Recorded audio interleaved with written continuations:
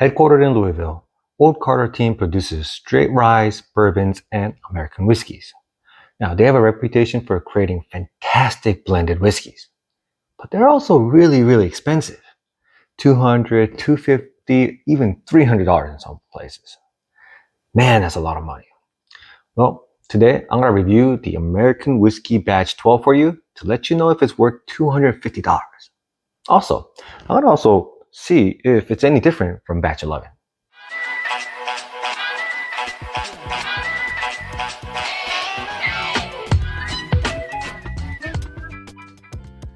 Welcome to Whiskey Bank. My name is David.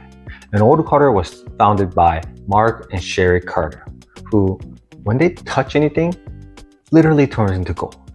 Mark, he started a bed and breakfast. Gold. And then, they got tired and said, hey, let's make some wine.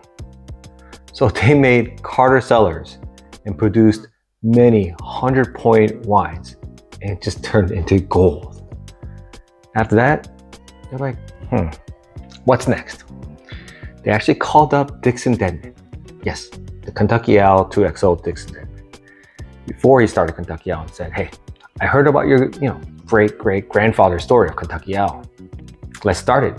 We have the funds. So what did they do? They co-founded Kentucky Owl in 2011. As you know, that also turned into gold. But in 2017, Kentucky Owl was sold to Stolen for an undisclosed amount, but rumored to be low 8 figures. Literally the next day, they started Old Carter Whiskey Company and wanted to create one of the best whiskeys in the world. So with Old Carter, that's what they did. They tried to make the best bourbons, rye, and American whiskeys. And they kind of took the same playbook from Kentucky Owl, source fantastic whiskeys from fantastic barrels and double barrel it to give it their own touch. And hence the really, the high prices, right?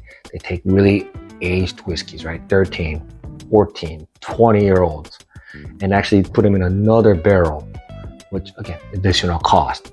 And so that's how they were able to justify the Kentucky Owl prices, and that's how they can justify the Old Carter prices as well. So some of the stats on this, it's 133.3 proof. Its bottle count is 2,538 bottles. It's aged, non-disclosed. Obviously, it's, we believe it's older. On some of the rumors, it's 12, 14, 16-year-old whiskeys, but nothing's confirmed. Same thing with the mash bill. Undisclosed. We have no idea, but it is sourced from MGP. So everyone expects the 99 corn, 1% malted barley mash bill that they used in previous batches. But again, nothing's confirmed, and it's just all, speculation at this time. Now, as I mentioned, they do source their whiskeys currently from MGP or Rossett Squibb, but that's because they're actually aging their own whiskeys as I speak, and hopefully has those mature and has those, get to the taste and the profile that Carters want. They'll be sourcing whiskeys from MGP. And as always, too much talking. Let's get drinking. Opening ceremonies.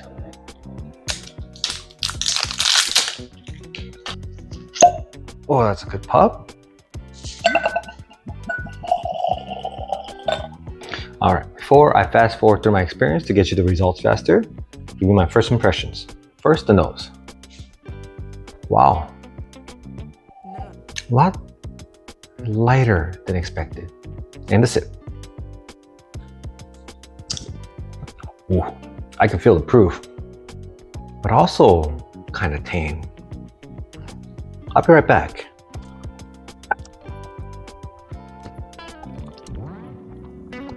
Welcome back. So on to the experience. All I can say is amazing. So first, the nose. So I put butterscotch, caramel, brown sugar, just sweet all over the place. Oh, yes. And then you get a hint of spice, mostly cinnamon. Then you get some fruit, strawberry. Sweet, yet refreshing. So I wrote down, remind me of if I ever went to a food court and they had a Cinnabon and a Jamba Juice next to it. You get that cinnamon aroma of cinnamon, brown sugar, the baking, the dough, the frosting, just that sweet, doughy goodness. And then right next to it is Jamba Juice, so you get that the fruit, the refreshing, crisp scent, and it just perfectly balanced. Oh man. And so the nose was just, I was ready for a disappointment in the palate with that fantastic nose.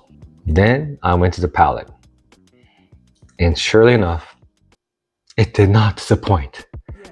I got candy, thick caramel, baking spices, again, a little bit more cinnamon forward.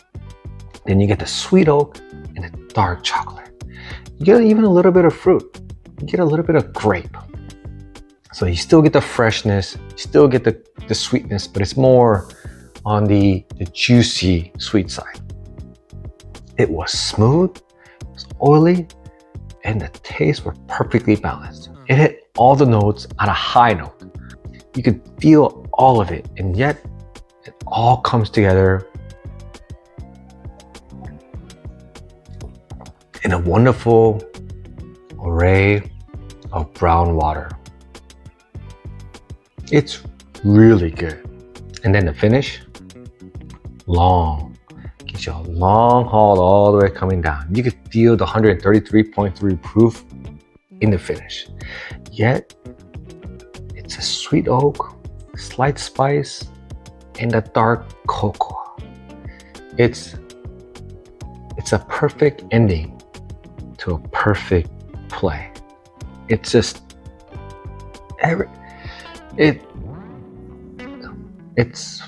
it's definitely the best whiskey I had so far this year. So my final experience score, 9.2. It's a wonderful experience. I believe this is the highest score I gave it to any whiskey I've reviewed so far this year. And it deserves it.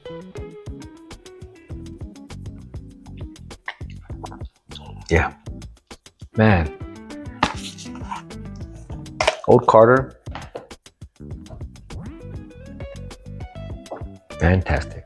So, allocation score, it's actually a 6 for me. Obviously, different areas will have different allocations. So in your area, you might not be ever able to see an Old Carter for no matter how much. But for me, here in Southern California, it's pretty readily available at $250. I do have to do some hunting. I do have to make sure I time it right, or I make sure I have to follow a liquor store's Instagram post. But because of the high price, it doesn't sell out right away. So if they advertise it for $250 or $230 or even, let's say, around there, then you probably have a couple of days or even a week in order to buy it. There are some that sells for $200, and those sell out pretty quickly. So for style points, it's an 8. Design's good, reputation is great. If you know bourbons, you know Old Carters are gonna be very reputable and very good. So I'm gonna put it on my top shelf. And for price, mostly available for $250. Some stores have it for $300. I paid $225, but I also seen some stores, go on sale for $200. If you're enjoying this content, please push that like button so I know I should create more of this. And also subscribe. It really does help me out. So with all that combined, my final rating for this bottle, it's a buy. Have one in your shelf. Now, you're probably telling me it's $250 freaking dollars. I'm not gonna spend that much money on brown water or something I'm just gonna piss out, which I understand. It's not within your budget. If it's, if you have to choose this over something more important, obviously don't buy it. If it's too expensive for you, don't buy it. But kind of compared to a really nice steakhouse or a seafood place or an Italian place, is it really worth $100, $150 per person to get a steak or some lobster or even some really nice pasta? Probably not. But there are special occasions that call for it. It's just something that it's just beef, right? At the end of the day. But the atmosphere, the service, the quality, and you could get really good or even fantastic steak at probably half the price at a local steakhouse or something like that. But it just has that 10-20% more that you're just willing to pay for. And I think this is one of those bottles. Isn't it everyday sipper? No, unless you have the means to do so, then go ahead. But for me, it's gonna be a special pour. I'll bring this out for special occasions, or maybe when I feel really good. But it's definitely not gonna be an everyday thing. But it's something that I would like to have at least on my shelf, at least one, either it be the American. Now I'll hope to try the bourbon or the rye, just to have for that special feeling. I'm gonna have one on my shelf, and if you do have the means to do so, you should have one. The second part of the video brought to you by David Vogelsang. He was able to give me a sample of the Old Carter Batch 11, so I can compare it to the Batch 11 or the Batch 12. Man, that 133.3 proof is getting to me. Opening ceremonies. I can't believe he has this machine in order to seal it. This is so cool, man. Even I don't have this. And then the pour. What a guy. So let's compare. First, I'll go back to the Batch 12. The nose. Cinnamon. Jamba juice. You know what I'm talking about. Man, that's wonderful. And then Batch 11. I gotta say, it feels the same. A little bit more doughy though. Less sharp, so a lot less, I don't want to say less sweeter, but all the notes are a little bit tamed. You get a lot more of the doughy. Still great. Sweet, spice, the fruit. I gotta say, it's a tie. I can't decide what's better. They're both the same. On to my favorite part, the drinking and the palate. Fire and oil, guys. First, Batch 12, just for reference.